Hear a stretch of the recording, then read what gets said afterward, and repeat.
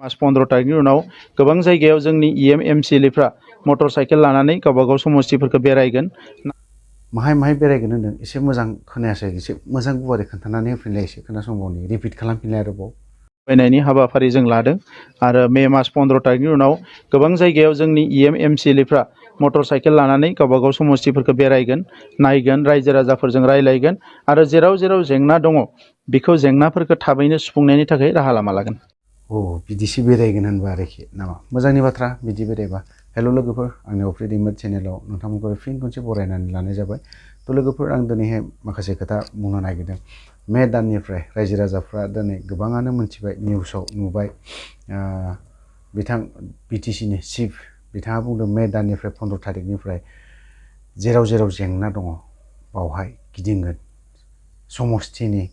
समस्ति गिदिंगोन होननानै बुंदों। आरो गिदिंगोन माजों? मटर साइकेलजों गिदिंगोन। नायनोसै, नुलांगोन माबोरै गिदिङो बिथांमोना मटर साइकेलाव। दिनैहाय आं थांदोंमोन, मैयाहाय थांदोंमोन आं रनिखाटा, बहाय थांबावनायाव आं बेसेबां मा जाबोदों। जाय हक, जोंनि खोथाया आलादा बाथ्रा। जों थाबायनानैब्लाबो सोलिनो हायो।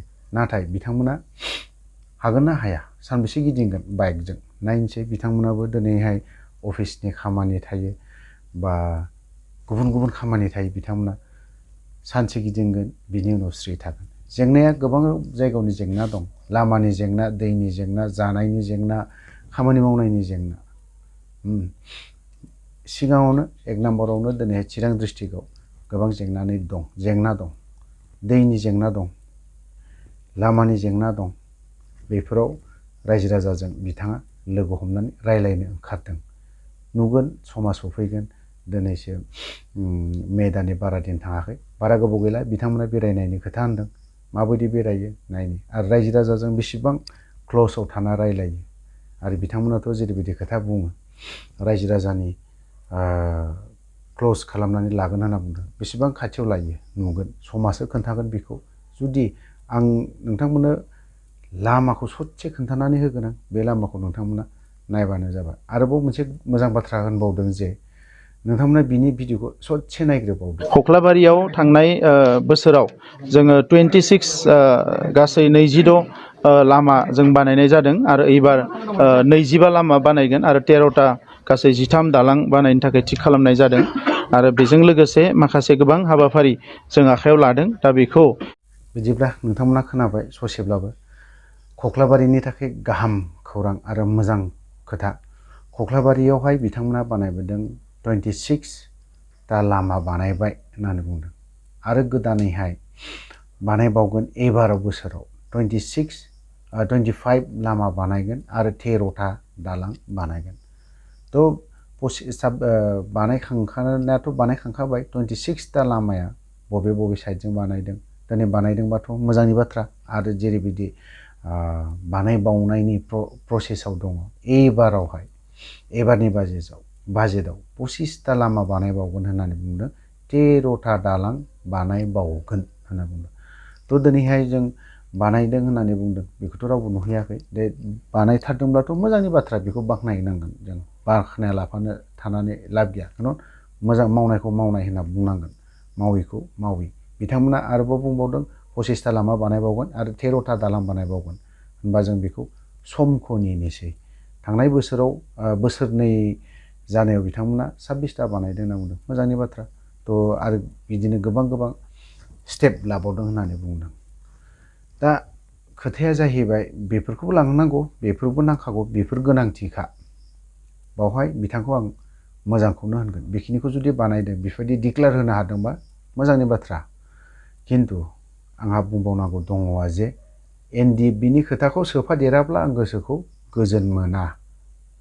मानो होननानै बुङोब्ला NDFBनि केडारफोरखौ साब्रैसो खयजन साख्रियाव सोखो, मानो डिक्लेयार होनो हाया बियो?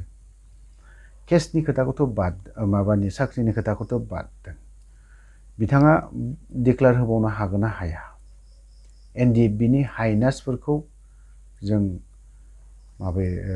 25टा बा 10टा बिदि फोजोबनानै होबाय होननानै बेफोरबायदि खोथाखौ बुंनो हागोन ना हाया? बा जेरैबायदि लामाया खख्लाबारियाव 26टा लामा बानायबाय होननानै बुंबाय।